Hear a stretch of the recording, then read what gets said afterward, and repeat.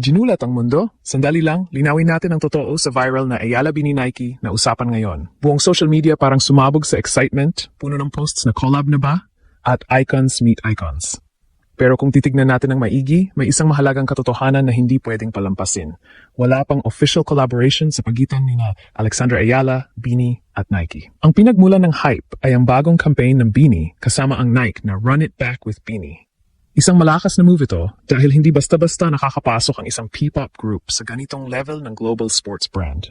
At dahil dito, biglang nagkaroon ng crossover energy, lalo na't si Alex ay matagal ng Nike athlete. Dito nagsimulang mag-connect ang dots sa isip ng fans. Isang Filipina tennis star na lumalaban sa world stage. Isang P-pop group na sumasabog sa global music scene, parehong nasa iisang brand. Natural lang na umusbong ang tanong, bakit hindi sila pagsamahin? Pero dito papasok ang reality check. Walang kahit anong official na kumpirmasyon mula sa Nike, mula kay Alex, o mula sa Bini. Walang joint photoshoot, walang teaser, walang announcement. Lahat ng umiikot sa social media, fan edits, concepts at suggestions ay galing mismo sa audience. Ibig sabihin ang collab na pinag-uusapan ay nasa imagination pa lang ng fans, hindi pa sa actual na plano ng brand. Sa kabila nito, hindi may kakaila ang bigat ng sitwasyon. Dahil kahit walang formal na proyekto, ang simpleng katotohanang pareho silang nasa Nike ay sapat na para mag-create ng ingay. Si Alex, na matagal nang konektado sa brand mula pa noong 2019, ay may sarili ng identity. Lalo na sa kanyang Sampaguita-inspired In Full Bloom concept at sa kanyang presence sa Nike headquarters noong February 2026. Samantalang ang Bini, fresh addition sa Nike family, ay agad nagdala ng cultural impact sa kanilang bagong campaign. Dalawang magkaibang mundo, sports at music, na parehong Pinoy, parehong global, at parehong relevant. Dito nagiging interesting ang narrative. Hindi pa man sila nagsasama sa isang proyekto, parang nagsama na sila sa mata ng publiko. Ito ang kapangyarihan ng fan culture. Kaya nitong gumawa ng kwento bago pa man ito maging realidad. At sa kaso na ito, ang kwento ay simple pero malakas. Pinoy excellence sa world stage, under one global brand. Kung titingnan sa mas strategic na perspective, hindi rin malayo na mangyari ang collab sa future. Kilala ang Nike sa pagbuo ng cultural moments at madalas ay hinahayaan muna nilang lumakas ang individual branding ng kanilang athletes at ambassadors bago pagsamahin. Sa ngayon, parehong nasa peak moment sina Alex at ang Bini. Si Alex abala sa kanyang clay season at paghahanda para sa Roland Garros, habang ang Bini ay nasa gitna ng kanilang global expansion. Ibig sabihin, kahit gustuhin man ng fans, hindi pa ito ang tamang teaming. Pero hindi ibig sabihin nito ay imposible. Sa totoo lang, mas lalo pa nang nagiging exciting ang posibilidad dahil sa organic hype na nangyari. Walang bayad na marketing, walang script, pero trending. Ibig sabihin, may demand. At kapag may demand, may pagkakataon na sundan ito ng brand. Sa dulo, ang pinakamahalagang takeaway ay hindi kung may collab o wala. Ang mas mahalaga ay kung ano ang ipinapakita nito tungkol sa Pilipinas. Dalawang magkaibang industriya, parehong may Pinoy na nangingibabaw at parehong kinikilala sa international level. Hindi na tayo basta spectators. Kasama na tayo sa kwento. Kaya oo, hindi pa official ang Ayala x Phoenix Nike. Pero ang mas malaking katotohanan, nasa isang entablado na sila. At minsan, doon nagsisimula ang lahat. Sa isang ideya na pinaniniwalaan ng mga tao bago pa man ito maging realidad. At kapag dumating ang araw na iyon, kapag nagsama talaga sila sa isang campaign, hindi na iyon basta hype. Isa na yung moment na magpapatunay na ang Pinoy talent kapag pinagsama kayang umabot sa pinakamataas na level. Sa ngayon, hintay muna. Pero isang bagay ang sigurado, kapag nangyari ito, hindi lang Pilipinas ang magugulat.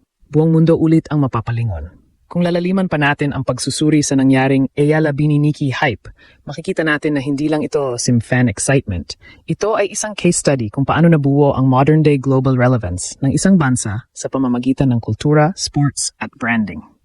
Sa totoo lang, bihira ang ganitong sitwasyon kung saan dalawang magkaibang industriya, tennis at P-pop, ay sabay na umaangat at nagtatagpo sa ilalim ng isang global platform. Sa side ni Alex, malinaw ang trajectory. Isa siyang athlete na dumaan sa traditional pathway ng elite tennis, training sa Europe, development sa high-performance system, at gradual climb sa rankings.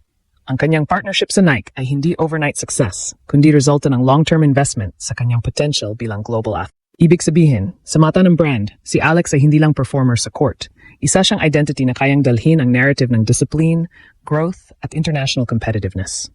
Sa kabilang banda, ang Bini ay kumakatawan sa bagong wave ng cultural export ng Pilipinas.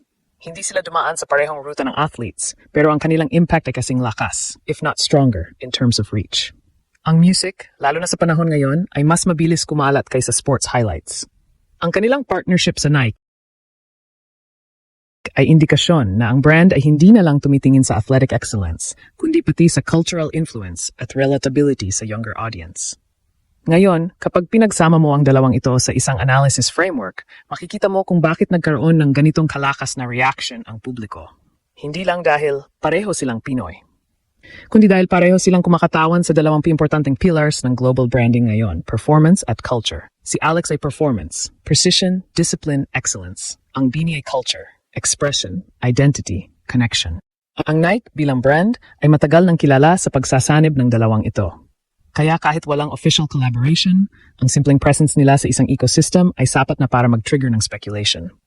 Sa marketing terms, ito ay tinatawag na convergence moment, isang punto kung saan ang dalawang malakas na identity ay nag-overlap sa perception ng audience.